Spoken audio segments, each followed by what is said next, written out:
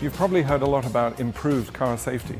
Well, here's the absolute proof of what a huge improvement there's been in crash protection in regular cars in Europe. This is a Ford Fiesta from 1998. We've got a 20-year plus model here. This is the latest Ford Fiesta.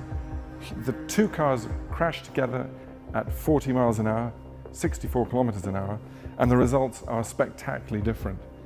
This car, the body shell has collapsed. The occupant area has caved in on the driver. The risk of fatal and serious injury is extremely high. This car, the body shell is intact. All the airbags have gone off perfectly. There's just a crack in the windscreen. This is an entirely survivable crash.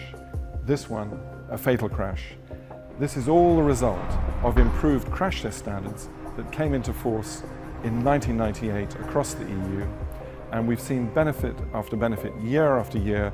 Tens of thousands of people have survived these kind of crashes because of these EU crash test standards.